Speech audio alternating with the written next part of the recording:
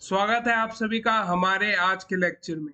आज के लेक्चर में हम लोग एक्सरसाइज 3.2 को कंप्लीटली सॉल्व करने वाले हैं। ठीक है, तो स्टार्ट करते हैं अपने आज के पहले क्वेश्चन के साथ। ठीक है, तो पहले क्वेश्चन में कह रहा है कि form the pair of linear equation of the following problems and find their solution graphically. अब हमें ग्राफिकली मेथड से सॉल्व करना है। तो अगर आपको ग्राफिकल मेथड नहीं आता है तो जाके हमारी स्टार्टिंग वाली जो बेसिक जब हमने पढ़ाया था वो वाली प्लेलिस्ट एक बार आप देख लीजिए, इसी प्लेलिस्ट में एडेड है वो।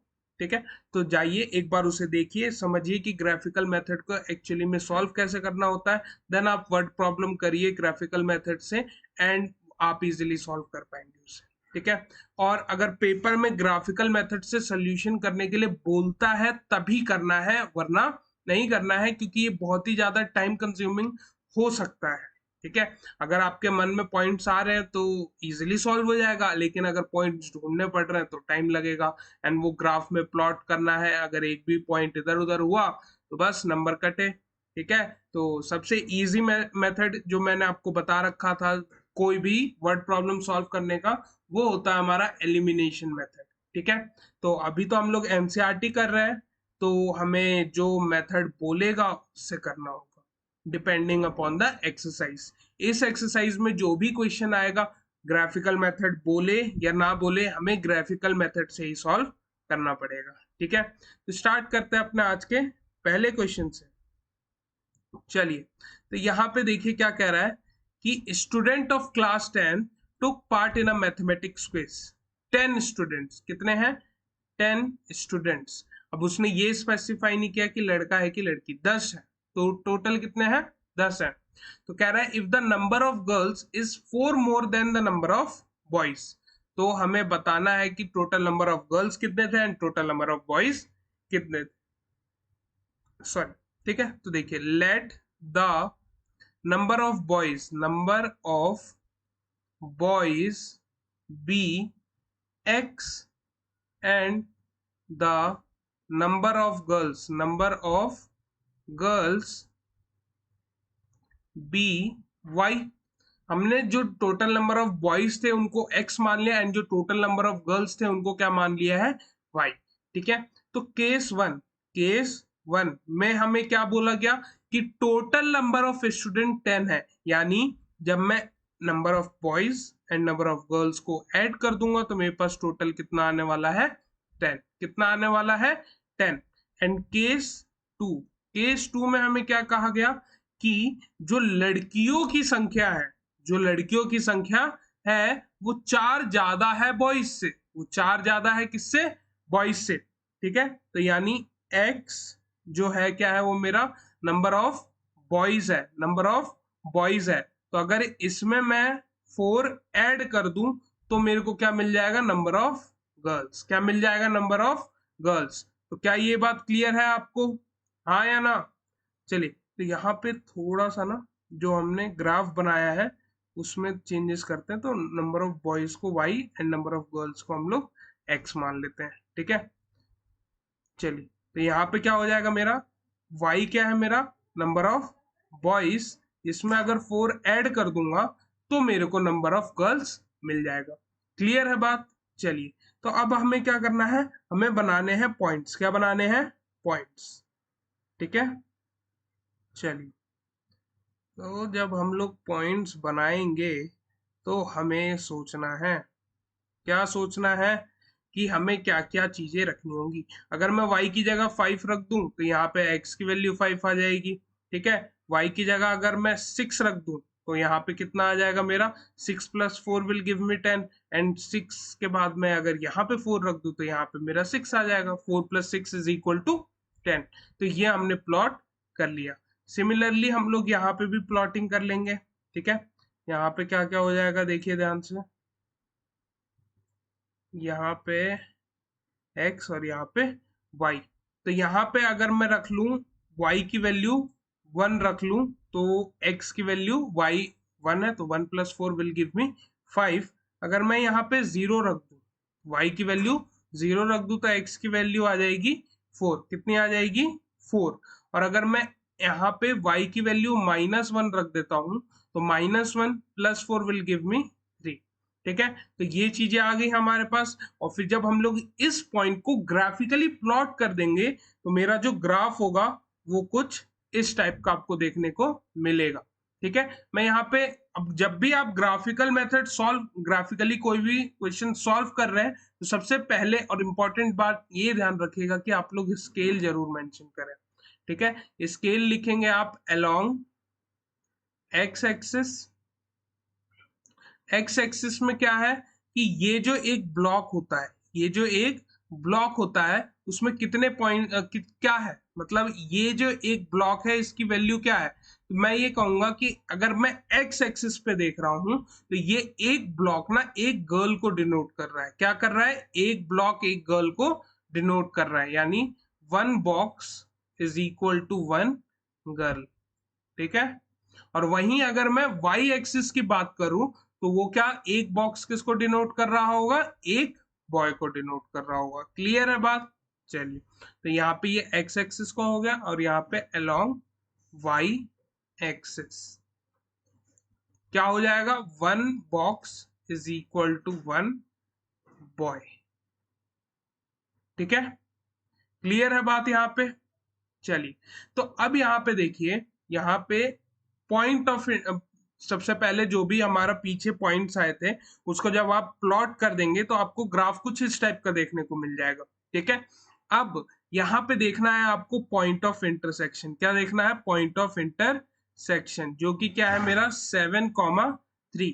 तो यहाँ पे लिखेंगे point of intersection, point of intersection is 7,3। अब हमें पता है कि जब भी हम लोग ग्राफिकली सॉल्व करते हैं तो जब भी पॉइंट्स प्लॉट कर रहे हैं तो ये x कॉमा वाई के फॉर्म में रहेगा, x कॉमा वाई के फॉर्म में रहेगा यहाँ। और इस पर्टिकुलर केस में ये क्या है, x मेरा number of girls, number of girls. ठीक है, एंड ये y क्या है मेरा, number of boys, number of boys. Clear है।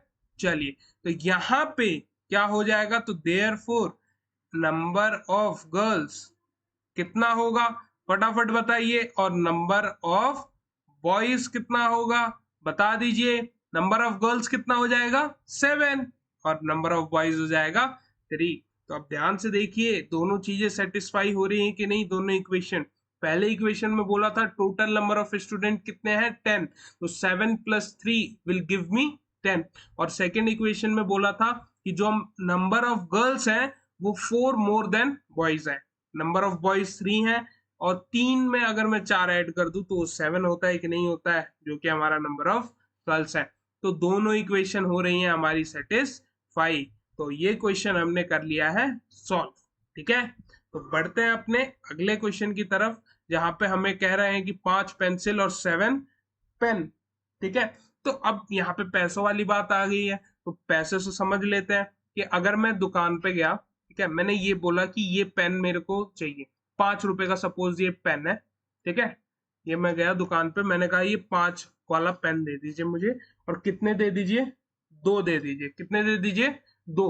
तो मैं दुकानदार को कितने पैसे दूंगा, दुकानदार को कितने पैसे दूंगा, दुकानदार को मैं दूंगा 10 रुपए।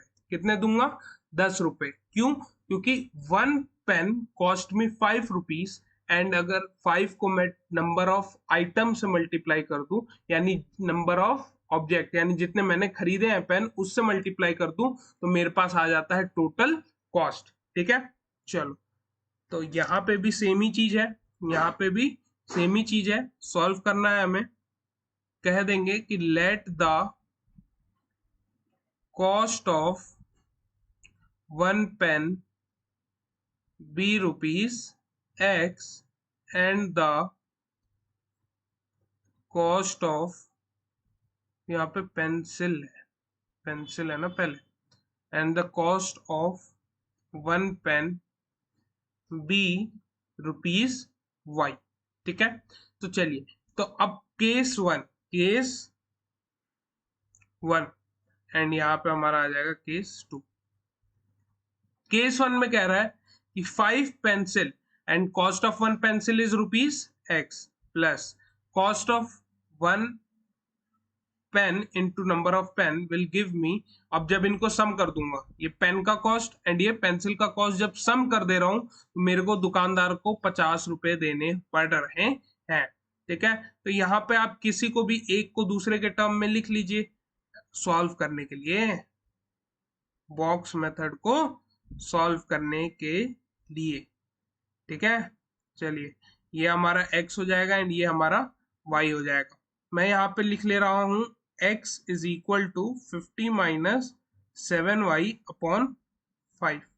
ठीक है, चलो तो अब यहाँ पे मैं अगर y की जगह 5 रख दूं, y की जगह पे 5 रख दूं तो ये 35 हो जाएगा and 50 minus 35 is will be my 15 and 15 by 5 will give me 3।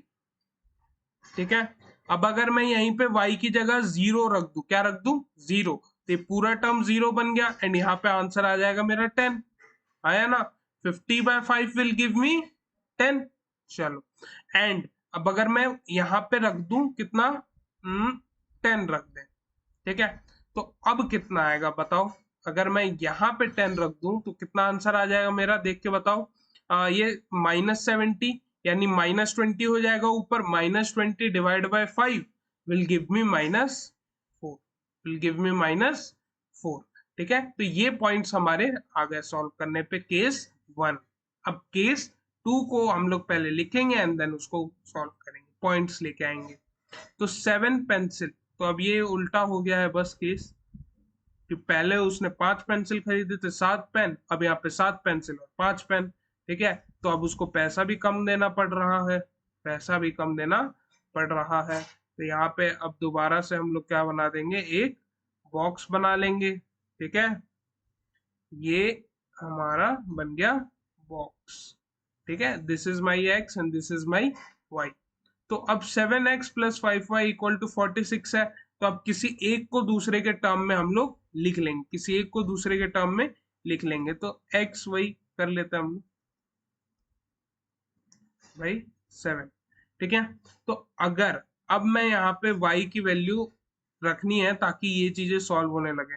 ठीक है, तो अगर मैं y की वैल्यू रख दूं -2, कितनी रख दूं -2, तो ये कितना हो जाएगा, प्लस का 10 हो जाएगा कि नहीं हो जाएगा, प्लस का 10 होगा कि नहीं, and 46 plus 10 will give me 56, 56 divided by 7 will give मी 8। ठीक है, चलिए अब यहाँ पे दूसरा नंबर सोचिए, कोई भी नंबर सोचिए। अगर मैं यहाँ पे सपोज 5 रख दूं, ठीक है, क्या रख दूं 5, सो ये हो जाएगा 25 एंड 46 यहाँ पे है, तो 46 में अगर 25 माइनस करता हूँ तो 21 आता है कि नहीं आता है, and 21 divided by 7 will give me 3। तो यहाँ पे आ गया मेरा x का वैल्यू 3। क्लियर है, चलिए तो अब अगला जो है, अगर मैं y की जगह पे 12 रख देता हूँ, कितना रख देता हूँ 12, तो ये कितना हो जाएगा मेरा, ये कितना हो जाएगा मेरा -60, 46 minus 60 will give me how much, -14, -14 by 7, so this will give me -2। ठीक है, चलिए तो ये तो हो गया हमारा, ये हमारे आ गए पॉइंट्स एंड जब हम लोग इसको प्लॉट कर देंगे तो हमारा ग्राफ कुछ इस टाइप का देखने को मिलेगा। ठीक है, सिमिलरली यहाँ पे भी आपको स्केल लिखना होगा, स्केल अलोंग एक्स एक्सिस,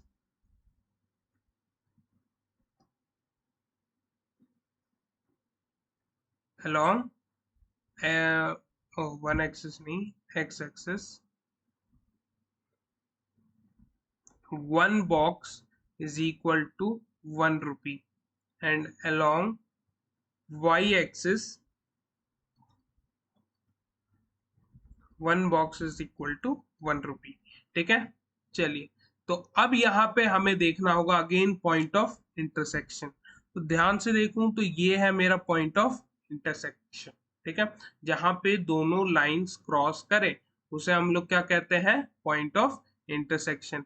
और ध्यान रखिएगा कि जो लाइन आप ड्रॉ करें उसकी इक्वेशन उसके ऊपर लिख दें। ठीक है, और उसको ऐसे बॉक्स में बंद कर दें ताकि वो हाईलाइटेड हो जाए, मैडम को पता लगे कि यस बच्चे ने प्लॉट किया है। ओके, अब यहाँ पे लिखेंगे हम लोग point of intersection, point of intersection. ठीक है, पॉइंट ऑफ इंटरसेक्शन इज कितना है मेरा 3,5।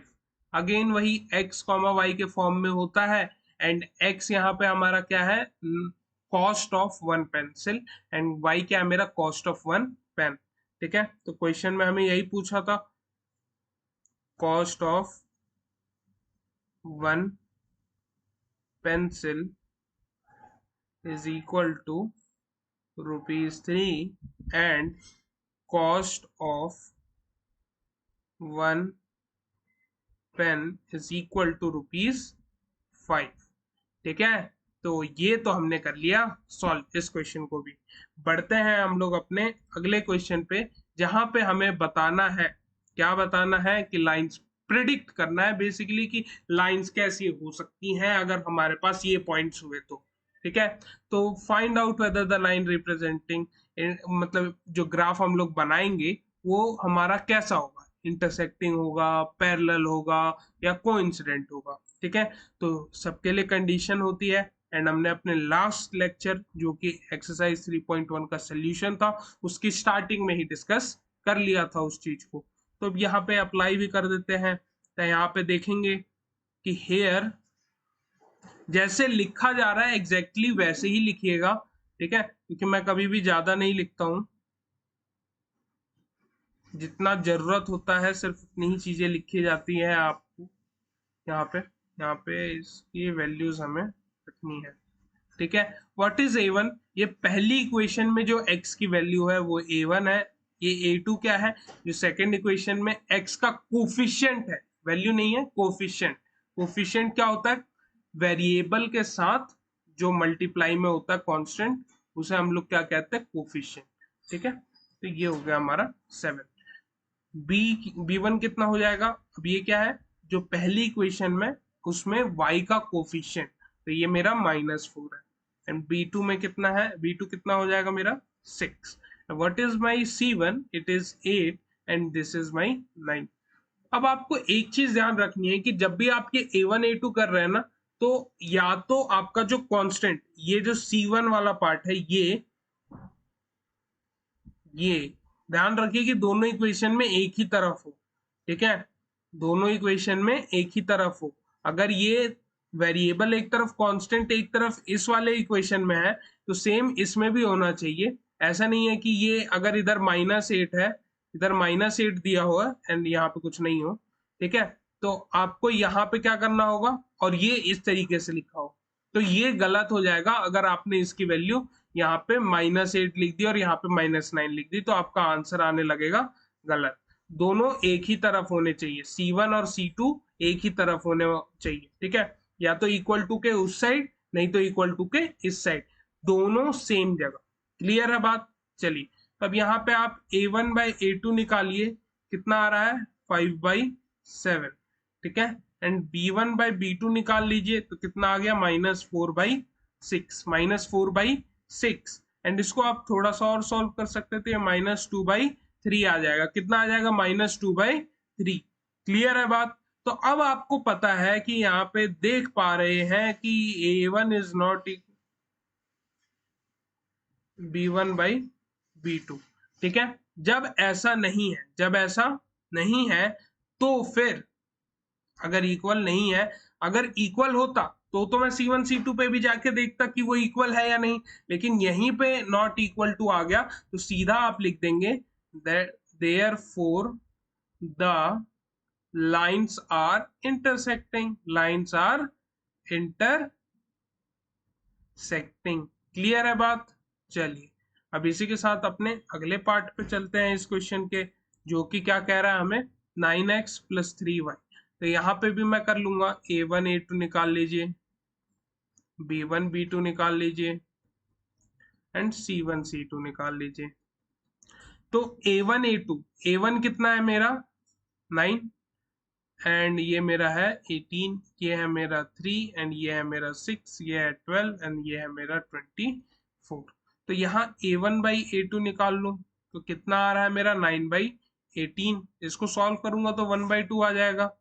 ठीक है, अब मैं b1/b2 निकाल लेता हूं तो ये कितना आ जाएगा 3/6। इसको भी सॉल्व कर सकता हूं, सॉल्व करने पे 1/2 आ रहा है।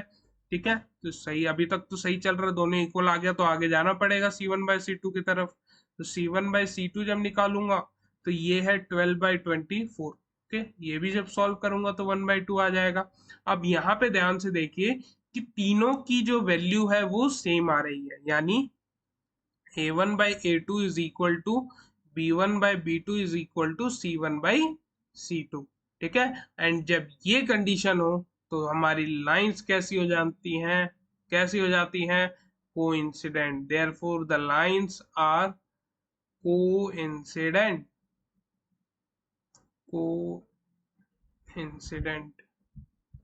ठीक है, कोइंसिडेंट का मतलब ये जो लाइन है इसी के ऊपर दूसरी वाली लाइन आ जाएगी। ठीक है, अभी हम लोग आगे क्वेश्चन करेंगे, उसमें जब हम लोग प्लॉटिंग्स करेंगे ना तो आपको दिख जाएगा। यहाँ पे देखिए 6x-3y+10 इज इक्वल टू 0। तो यहाँ पे A1/A2 निकालिए, पहले तो वैल्यू लिख लीजिए आप। ठीक है, B1/B2 की वैल्यू कितनी आ जाएगी, C1/C2 की वैल्यू कितनी आ जाएगी, A1 A2 की मेरी 6 है एंड ये 2 है, ये मेरा -3 है एंड ये -y है, ये 10 है एंड ये 9 है। क्लियर, तो A1/A2 निकालिए 6/2 which will be equal to 3, और ये -y नहीं है, -1 है। ठीक है, चलिए, तो यहां से आप निकाल लीजिए B1/B2, -3/-1, ये भी कितना आ जाएगा मेरा, 3 आ जाएगा। तो अब A1 A2 is equal to B1/B2 आ गया, तो मैं C1/C2 को भी निकालूंगा। अगर इक्वल आता है तो कोइंसिडेंट हो जाएगा, अगर नहीं आता तो लाइंस पैरेलल हो जाएंगी। तो देखते हैं C1/C2, ये है 10/9, ये और छोटा नहीं हो सकता, ऑलरेडी छोटा है, तो हमें यहाँ पे क्या देखने को मिल रहा है, A1/A2 is equal to B1/B2 not equal to C1/C2। तो therefore the lines are parallel. ठीक है, समझ गया बातों को, बहुत बढ़िया। अब आगे बढ़ते हैं हम लोग अपने अगले क्वेश्चन की तरफ। अब कह रहा है कि pair of linear equation consistent है या इनकंसिस्टेंट, तो सेम ही चीज करनी है। अगर कंसिस्टेंट किस केस में आता है, ग्राफ कंसिस्टेंट तब होगा जब उसका सोल्यूशन आएगा, एंड सोल्यूशन आते हैं सिर्फ दो केस में, जब लाइंस इंटरसेक्टिंग हो या लाइंस कोइंसिडेंट हो, तो हमारा क्या होता है, ग्राफ कंसिस्टेंट होता है, हमें सोल्यूशन मिलते हैं। वो चाहे वन सोल्यूशन हो पहले केस में या इनफाइनाइटली मेनी सोल्यूशन हो सेकंड वाले केस में। ठीक है, एंड जिस केस में हमें सोल्यूशन ना मिले, यानी लाइंस पैरेलल हो, ठीक है, साथ तो है पर कभी मिल नहीं रहे, साथ तो है पर कभी मिल नहीं रहे हैं, वो पैरेलल लाइंस हो जाएंगे। एंड अगर कभी मिले ही ना तो कोई सोल्यूशन नहीं आएगा, तो ग्राफ हमारा इनकंसिस्टेंट होने वाला है। समझ गए, चलिए, तो यहाँ पे देख लेते हैं A1/A2 की वैल्यू कितनी हो जाएगी। यहाँ पे ये 3 है एंड यहाँ पे 2, 3/2। अब यहाँ पे देख लेंगे B1/B2, तो B1 कितना है मेरा, 2 है, ओके, एंड ये कितना है मेरा, -3। ओ, यहीं पे अगर आप देखें तो A1/A2 यहाँ पे लिखेंगे, चूंकि A1/A2 is not equal to B1/B2, तो therefore the graph will have one solution, hence it is consistent। ठीक है, कंसिस्टेंट नॉन कंसिस्टेंट का मतलब पता लग गया। चलिए, जब भी सोल्यूशन आए कंसिस्टेंट, नहीं आए नॉट कंसिस्टेंट। क्लियर, चलिए, अब यहाँ पे निकालिए A1/A2, तो कितना हो जाएगा, 2/4 विच इज इक्वल टू 1/2। B1/B2 निकाल लीजिए, तो कितना हो जाएगा, -3/-6। सॉल्व करने पे 1/2 आ रहा है। अब यहाँ पे कितना है, C1/C2 8/9। क्लियर है? चलिए अब यहाँ पे ध्यान से देखिए, तो A1/A2 is equal to B1/B2 आ रहा है, but not equal to C1/C2। ये केस होता है पैरेलल लाइंस का। क्या होता है? पैरेलल लाइंस का। एंड पैरेलल लाइंस में सोल्यूशन नहीं आते, therefore the graph will be inconsistent. लिखेंगे कि since A1/A2 is equal to B1/B2 is not equal to C1/C2, therefore the graph will not have any solution,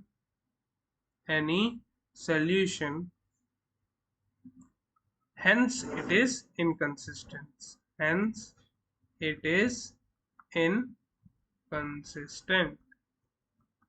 ठीक है, बहुत ध्यान से समझिएगा इस बात को। ठीक है, चलो अब आगे और 3 पार्ट्स हैं, तो क्या ही करना है हमें, तो बस सोल्यूशन करना है। 3/2 है, A1/A2 3/2 3/2 अपॉन 5/3 ये है। अब इसको सॉल्व करना है यार, तो ये बेसिकली कुछ नहीं कह रहा है, ये कह रहा है 3/2 डिवाइडेड बाय 5/3। तो अब आपको पता है, जब यहाँ डिवाइड हटा के मैं मल्टीप्लाई कर दूंगा, डिवाइड हटा के जब मल्टीप्लाई कर दूंगा तो ये हो जाएगा उलट पलट। तो यहाँ पे आ जाएगा हमारा 9/10। ये A1/A2 की वैल्यू है। ठीक है, सिमिलरली मैं निकाल लूंगा B1/B2 की वैल्यू, जो कि कितना हो जाएगा 5/3 डिवाइडेड बाय कितना है मेरा, ओके ओके ओके, मैंने एक गलती कर दी यहाँ पे।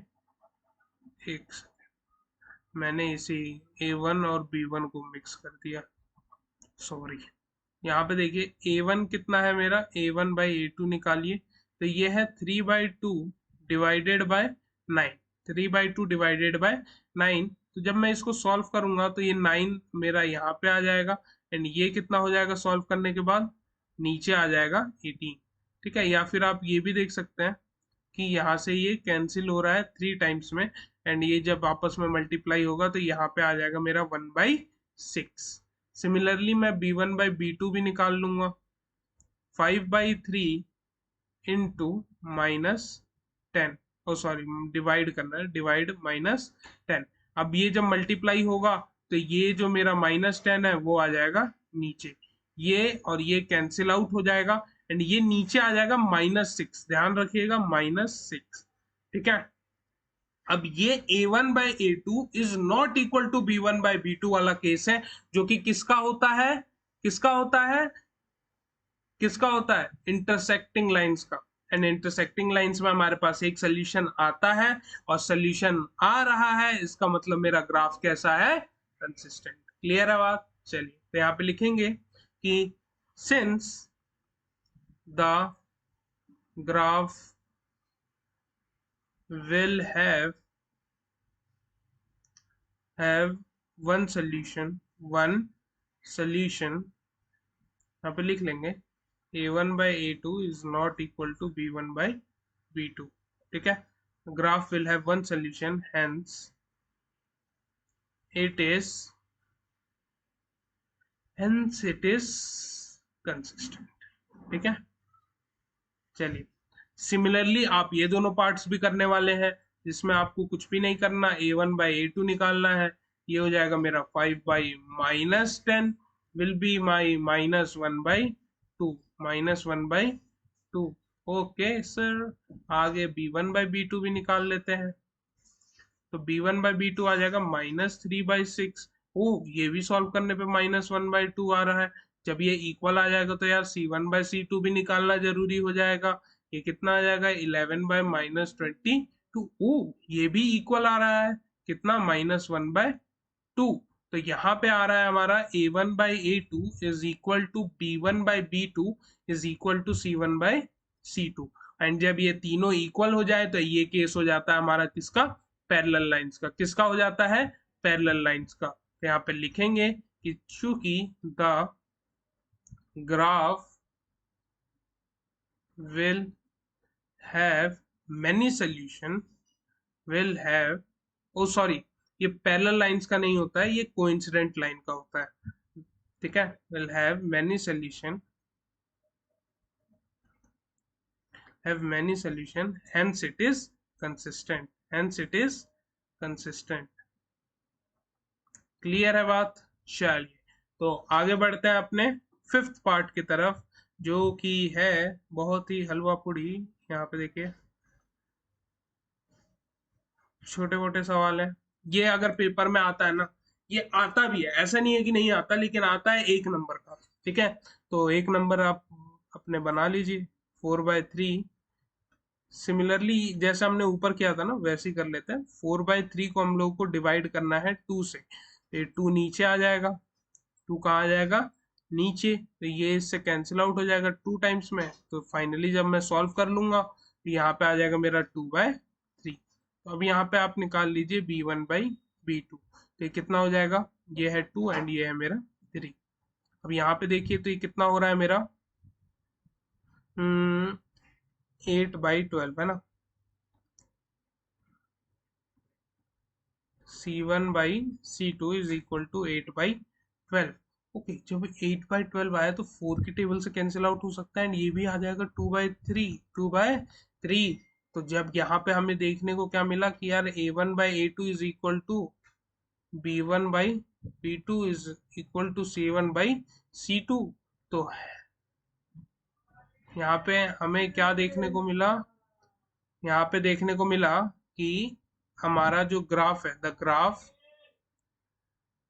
graph will have many solution, ठीक है। तो hence it is consistent। Okay, तो होप सो ये वाला क्वेश्चन भी आपको क्लियर हो गया होगा। तो पढ़ते हैं अपने अगले क्वेश्चन की तरफ, जो कि है हमारा क्वेश्चन नंबर 4।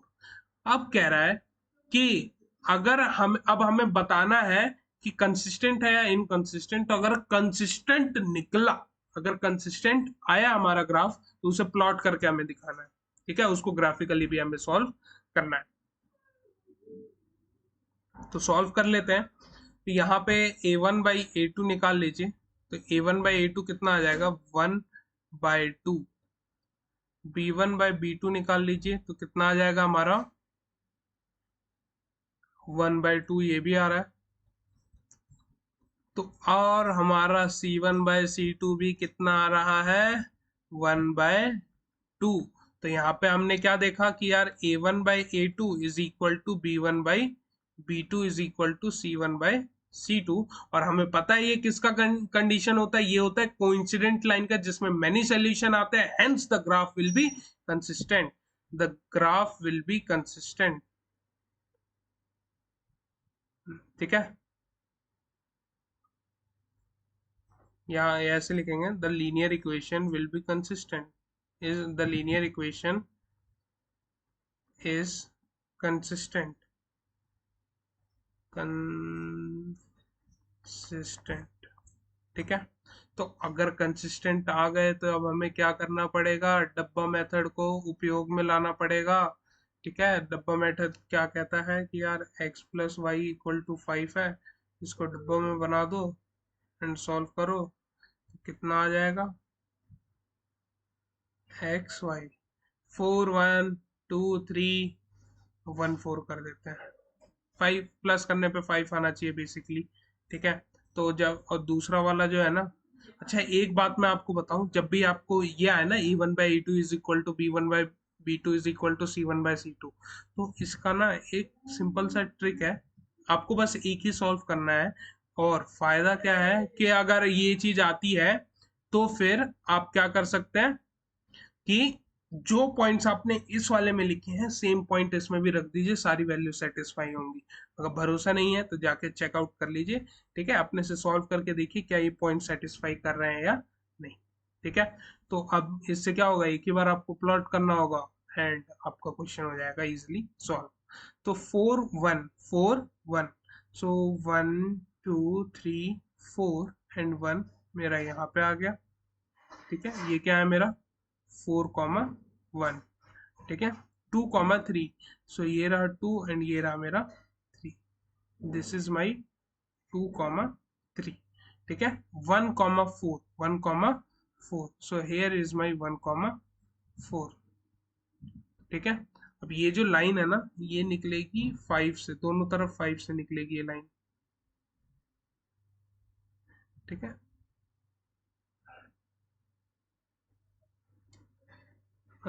मेरा अभी जो है ये फ्री हैंड है, इस वजह से थोड़ा ऐसे जा रही है लाइन टेढ़ी मेढ़ी, पर आप लोग जब बनाएंगे तो आपकी सीधी जाएंगी।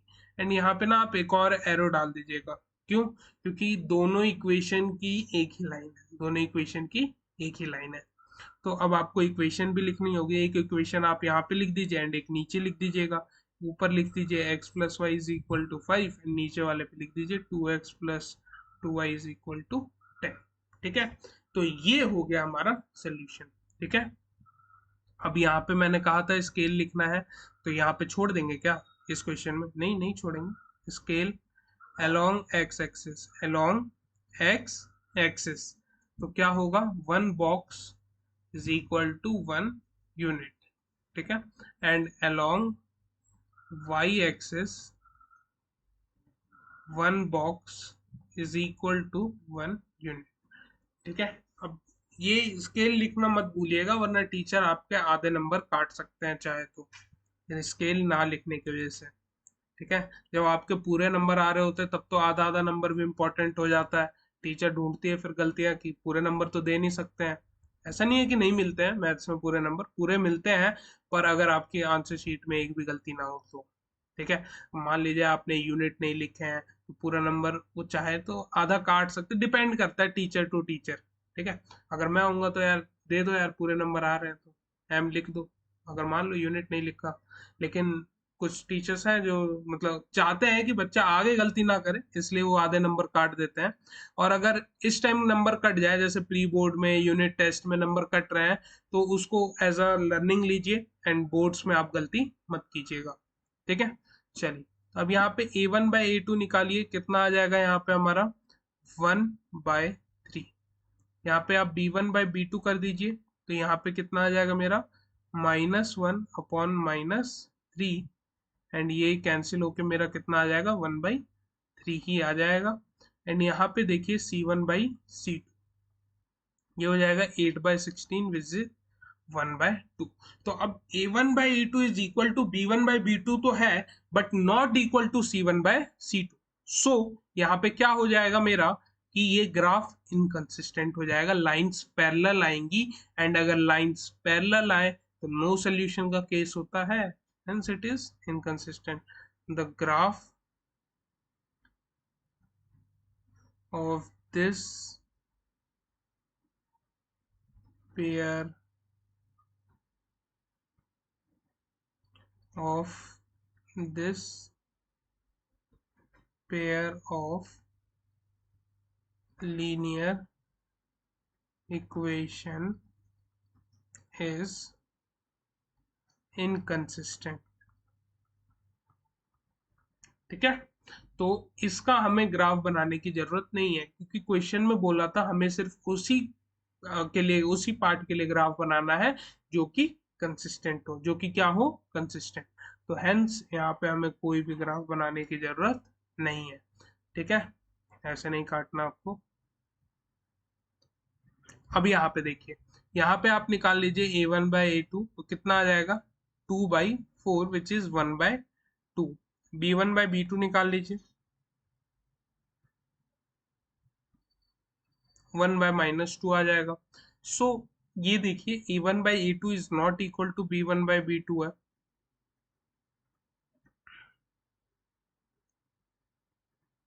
Is not equal to b1/b2। तो इस ग्राफ का एक सोल्यूशन आएगा, इस ग्राफ का एक सोल्यूशन आएगा, और अगर सोल्यूशन आ रहा है तो ग्राफ कैसा हो जाता है, कंसिस्टेंट। तो यहाँ पे लिखेंगे the graph for this pair of linear equation is consistent since it has a zero, ठीक है, जीरो बोल दो सोल्यूशन बोल दो, एक ही बात है, क्लास 9th में भी बताया गया था आपको। अब यहाँ पे क्या करना है, बॉक्स मेथड से सॉल्व कीजिए, 2x plus y is equal to, ये माइनस है उधर चला जाएगा तो प्लस हो जाएगा। ठीक है, सिमिलरली आपको बस एक सॉल्व करना है, मतलब एक नहीं, यहाँ पे तो दोनों सॉल्व करने पड़ेंगे। एक सिर्फ तब सॉल्व करना है जब a1/a2 is equal to b1/b2 is equal to c1/c2 हो जाए। तो आप तो एक ही ग्राफ सॉल्व करो, सेम पॉइंट यहाँ पे भी लिख दो, वैलिड होगा। ठीक है, अब यहाँ देखिए, तो यहाँ पे अगर मैं x की जगह 3 रख दूं तो ये 6 हो गया, तो यहाँ रखने की कोई जरूरत ही नहीं है, 0 रख दो। अब अगर मैं यहीं x की वैल्यू 0 ले लेता हूँ तो यहाँ पे 6 हो जाएगा। अगर मैं x की वैल्यू 1 ले लेता हूँ तो ये कितना हो जाएगा, 2, एंड यहाँ पे बच जाएगा, अगर इसमें क्या ऐड करो तो 6 हो जाएगा। तो चलिए फटाफट इस पॉइंट को प्लॉट कर लेते हैं, 0 3 एंड 6 0। 0 3 तो यहाँ पे आ जाएगा, 6 0 किधर आ जाएगा मेरा, यहाँ पे आ जाएगा। ठीक है, और एंड 1,4, 1,4 विल बी हियर। ठीक है, तो अब क्या करना है, ठीक है,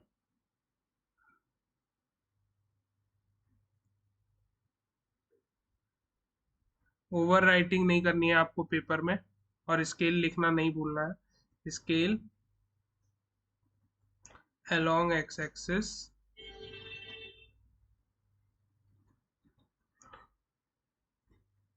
ठीक है, क्या है, 1 box is equal to 1 unit, and along y axis देखिए तो कितना हो जाएगा मेरा, 1 box is equal to 1 unit. ठीक है, तो ये वाला किसका है मेरा, ये है 2x plus y is equal to 6 के लिए लाइन है। ठीक है, एंड पॉइंट्स अभी लिख, यहाँ पे लिख लीजिए, ये मेरा 6,0, 0,6 है, 0,6, ये कितना है मेरा 3,0, एंड ये है मेरा 1,4। ठीक है, चलिए अब हमें सेकेंड इक्वेशन जो है, जो कि है 4x minus 2y is equal to 4। तो यार अगर मैं इसमें से 2 कॉमन ले लूँ तो कुछ फर्क पड़ने वाला है क्या, नहीं, बल्कि और छोटा हो जाएगा। तो अगर मैंने 2 कॉमन ले लिया तो इधर 2x minus y is equal to 2। ठीक है, तो अगर मैं इसके लिए भी सॉल्व करूंगा तो वैल्यू इस पे सेटिस्फाई हो। ठीक है, चलिए, तो यहाँ पे क्या हो जाएगा मेरा, देखिए x और ये y, तो अगर मैं y की वैल्यू 0 रख दूं तो यहाँ पे x की वैल्यू 1 आ जाएगी, क्योंकि 2 इंटू 1 2 हो, सेटिस्फाई। ठीक है, अब हमें क्या करना है, 2 ही लाना है। तो अगर मैं x की जगह यहाँ पे 4 रख दूं, और सॉरी 2 रख दूं, तो यहाँ पे रखना पड़ेगा 2 यहाँ पे भी। ठीक है, एंड एक पॉइंट और चाहिए, तो इस बार मैं क्या कर देता हूँ,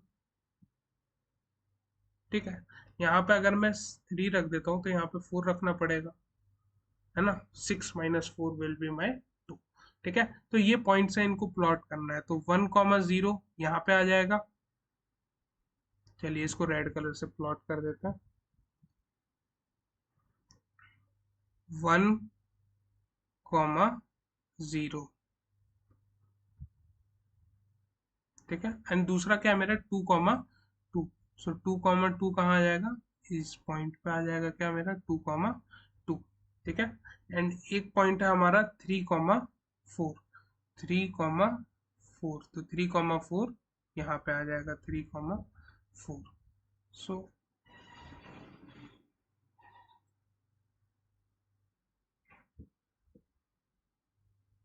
ठीक है, तो ये हमारा आ जाता है क्या, ग्राफ, ये आ जाता है क्या हमारा ग्राफ, किसके लिए आ जाएगा ये हमारा, ये इक्वेशन क्या थी हमारी, 4x minus 2y is equal to 4 के लिए। ठीक है, तो ये क्वेश्चन हमारा हो गया सॉल्व, हमें बस ग्राफिकली प्लॉट करना था और कुछ भी नहीं करना था, हमें क्या करना था, बस चीजों को प्लॉट करना था।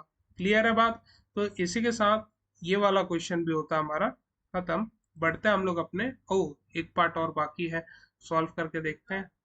ये कितना हो जाएगा मेरा, a1/a2 निकाल लीजिए, तो ये आ जाएगा 2/4 which is my 1/2।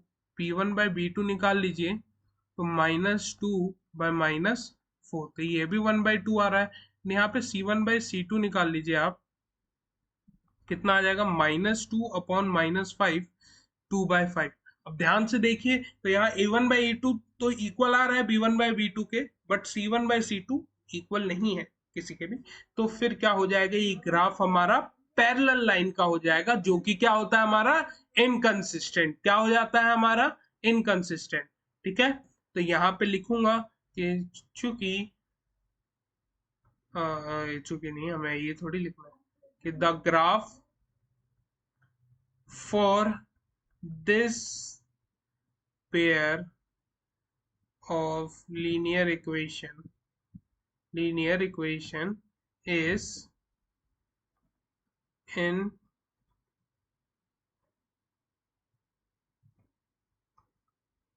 inconsistent। Clear है बात। चलिए अब हम लोग क्या करेंगे, आगे चलेंगे, क्या करेंगे हम लोग अपने अगले, बढ़ते हैं हम लोग अपने फिफ्थ क्वेश्चन की तरफ। ठीक है, इसमें पेरीमीटर ऑफ रेक्टेंगल आ गया। तो अब पेरीमीटर तो आपको पता ही है किसका, रेक्टेंगल का। क्या होता है, length 2 times of length plus breadth. तो यहाँ पे हम लोग कर लेंगे, लेट द विड्थ, विड्थ मतलब विड्थ बोल लो, ब्रेथ बोल लो, एक ही बात है। अब यहाँ पे let the width be x and the length be y, length be y. ठीक है, चलिए अब ये हो गया। अब हमें क्या आ जाएगा, क्या करना है, केसेस सॉल्व करने हैं। क्या करने हैं, केसेस सॉल्व करने हैं। तो case 1, half the perimeter of a rectangular garden whose length is 4 metre more than its width. ठीक है, okay, is 36 metre, find the dimension. Okay okay okay okay, चलिए तो सॉल्व करते हैं। length is 4 more than its width, length is 4 more than its width, यानी y is equal to x plus 4, यही है, y is equal to x plus 4। तो यहाँ पे आप सॉल्व करेंगे x by y। ठीक है, तो अगर यहाँ पे अगर आप x की वैल्यू रख दें 0 तो y की वैल्यू आ जाएगी 4। अगर y की वैल्यू 8 रख दे तो यहाँ पे आ जाएगा आपका 12। कितना आ जाएगा, 12। अगर यहाँ पे आप 12 रख दे तो यहाँ पे आ जाएगा आपका 60। ठीक है, चलिए अब यहाँ पे आता है हमारा केस 2। केस 2 क्या कहता है कि half the perimeter of a rectangular garden is 36 metre, is my 36 metre, यानी पेरीमीटर का हाफ कर दूं तो उसकी वैल्यू आ जाएगी 36। तो पेरीमीटर क्या होता है, 2 times of length plus breadth. ठीक है, और अगर मैं इसका हाफ कर दूं यानी डिवाइड बाई 2 कर दूं तो ये हो जाएगा मेरा 36। तो इस 2 से ये वाला 2 कैंसिल आउट हो जाएगा, तो y प्लस एक्स की वैल्यू आ रही है मेरी 36। आपके मन में एक क्वेश्चन चल रहा होगा कि अगर वहां पे 4 है तो हम छोटे नंबर भी तो ले सकते थे, तो हमने उतने बड़े बड़े नंबर क्यों लिए। तो वो इसलिए लिए हैं, ये ध्यान से देखोगे ना तो ये सब 4 के मल्टीपल में है। किस में है, 4 के मल्टीपल में है। एंड ये है ना यहाँ पे 36 है, क्या है यहाँ पे 36। तो यहाँ पे जो प्लॉटिंग करूंगा ना मैं वो 4 के गैप से करूंगा। क्या करूंगा, 4 के गैप से। इस वजह से मैंने यहाँ पे क्या किया, 4 के मल्टीपल्स ही लिए हैं। तो यहाँ पे भी सेम ही चीज करूंगा। अगर यहाँ पे x की जगह 0 रख दूंगा तो ये 36 हो जाएगा, अगर यहाँ पे 0 रख दूंगा ये 36 हो जाएगा। एंड एक और चाहिए, तो अगर मैं x की जगह रख दूं 16 तो ये हो जाएगा मेरा 20। क्लियर है बात। एंड जब मैं इसको प्लॉट कर दूंगा, जब मैं इसको क्या कर दूंगा, प्लॉट कर दूंगा, तो ये कुछ ग्राफ इस तरीके का आपको देखने को मिलेगा। ठीक है, अब यहाँ पे आपको देखना होगा पॉइंट ऑफ इंटरसेक्शन। ठीक है, तो यहाँ पे वही आपको स्केल लिखना होगा। क्या, scale along along x axis one box is equal to 4 meter, and along y axis one box is equal to 4 metre. दोनों तरफ क्या है, एक बॉक्स की वैल्यू मेरी 4 मीटर है। समझ गए? चलिए अब यहाँ पे क्या हो जाएगा कि यहाँ पे लिखोगे since the point of intersection, point of intersection is 16, 20। तो अब हमें पता है यार x, y के फॉर्म में होता है। x मेरा विड्थ है और ये y मेरा क्या है, y क्या है मेरा लेंथ। तो सॉल्व हो गया कि नहीं हुआ ये देखिए ध्यान से। तो therefore the width is 16 metre and the length is 20 metre. अब इसने एक बात बोली थी कि यार जो मेरा लेंथ है वो ब्रेथ से 4 ज्यादा है, तो 16 में 4 ऐड करोगे तो 20 आएगा कि नहीं। तो लेंथ मेरा 4 ज्यादा है कि नहीं है। तो इसी साथ हमने इसको सॉल्व कर लिया है और बढ़ते हैं हम लोग अपने 6th क्वेश्चन की तरफ। अब हमें क्या बोला गया है कि यार एक पॉइंट दिया गया है, ठीक है, इसके अकॉर्डिंग हमें ना 3 पार्ट्स है जो कि हमें सॉल्व करना है कि इसके एक ऐसा पॉइंट बताओ जो कि इंटरसेक्टिंग लाइन हो। ठीक है, तो पहले पार्ट के लिए for intersecting line, for intersecting line, intersecting line के लिए हमें क्या करना होगा, a1/a2 not equal to b1/b2। तो कोई भी एक ऐसी इक्वेशन लिख दो जो कि ना आए, for intersecting line the equation of second line can be, ठीक है, इट कैन बी, या फिर कुछ भी हो सकता है। ठीक है, 2x है ना, तो मैं यहाँ पे लिख देता हूँ, ठीक है, हाँ 3x प्लस 2y। यहाँ पे अगर मैं लिख दूँ -9 इज इक्वल टू 0।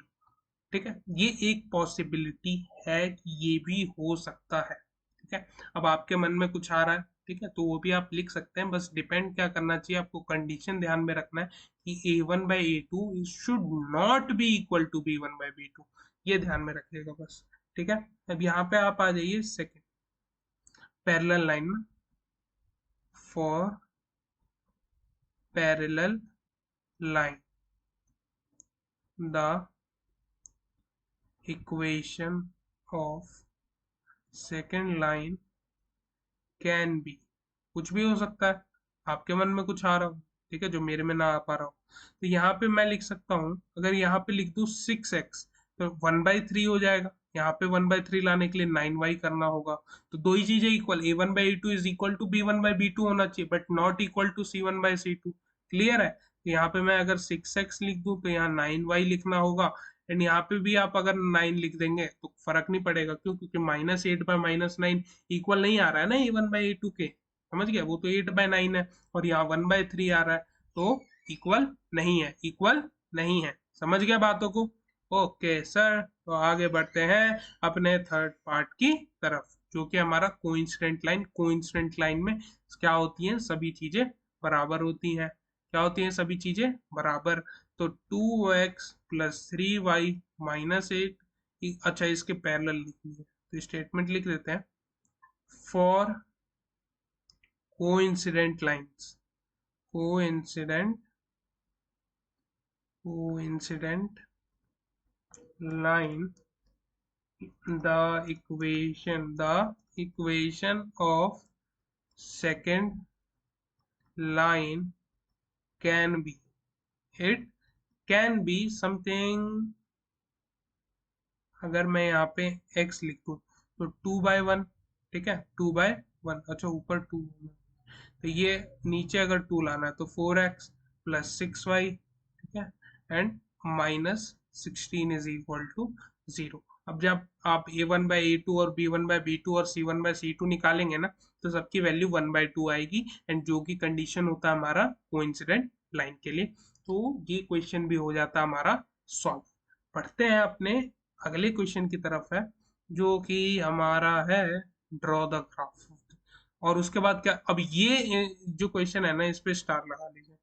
ठीक है, क्वेश्चन कैसे पूछेगा, लेट सपोज इसने कोई आपको एक वर्ड प्रॉब्लम दे दिया जिसमें जो ग्राफ है ना वो ट्रायंगुलर शेप में कुछ कट रहा होगा, बोलेगा कि उस ट्रायंगुलर शेप में जो आ रहा है ना उसका एरिया भी निकालो। आपको सोल्यूशन तो करना ही होगा जो क्वेश्चन होगा, एंड साथ ही में उसका क्या करना होगा, जो ट्रायंगल आएगा उसका एरिया निकालना है। एरिया पता है ट्रायंगल का कैसे निकलता है, half into base into height, तो उसी से करना होगा। ठीक है, या फिर डायरेक्ट यही क्वेश्चन दे देगा। ठीक है, एंड ये ध्यान रखना कि किस एक्सिस के अकॉर्डिंग पूछ रहा है। ठीक है, किस एक्सिस के अकॉर्डिंग पूछ रहा है।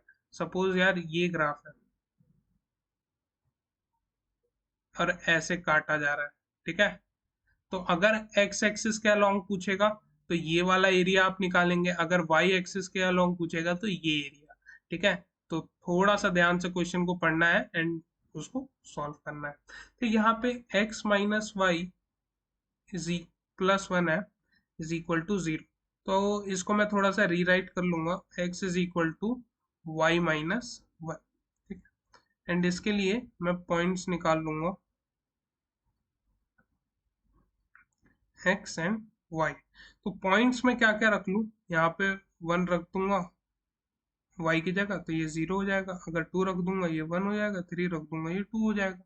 ठीक है, एंड यहीं पे अगर मेरे को क्या करना होगा, सेकेंड लाइन जो है मेरी 3x plus 2y is equal to 12 है। ठीक है, चलिए ये है, इसके लिए मेरे को प्लॉट करना होगा, तो मैं क्या क्या रख सकता हूँ, क्या क्या रख सकता हूँ, देखिए एक्स वाई। तो अगर मैं यहाँ पे y की वैल्यू जीरो रख दूँ तो ये जीरो हो गया, एंड लाने के लिए यहाँ पे 12 लाने के लिए यहाँ 4 से मल्टीप्लाई करना होगा।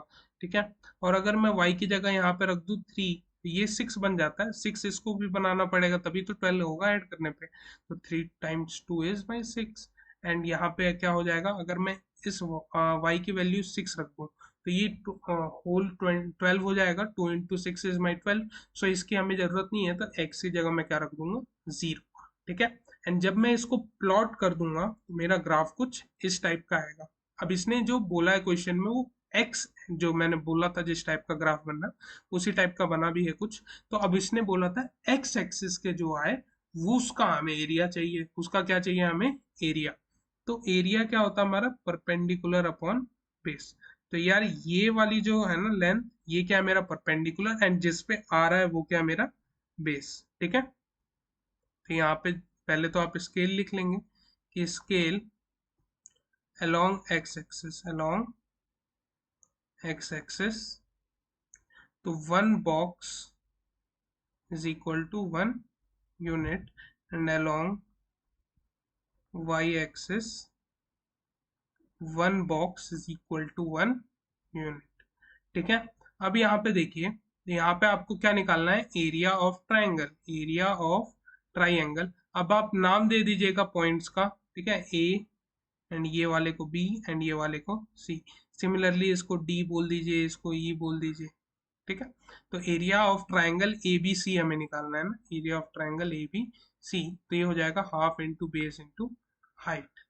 ठीक है, हाफ, बेस कितना है मेरा, यूनिट काउंट करना है, this is my one unit, two, three, four and five. So base is my of 5 unit, and ये कितना है मेरा, यहाँ से काउंट करना है, 1 यूनिट, 2 यूनिट एंड 3 यूनिट्स। ठीक है, तो ये आ जाएगा मेरा 15/2 which is equal to 7.5 square units. ठीक है, तो इसी के साथ हमने ये वाला क्वेश्चन कर लिया है सॉल्व। मिलते हैं आपसे नेक्स्ट वीडियो में, तब तक के लिए कीप प्रैक्टिसिंग।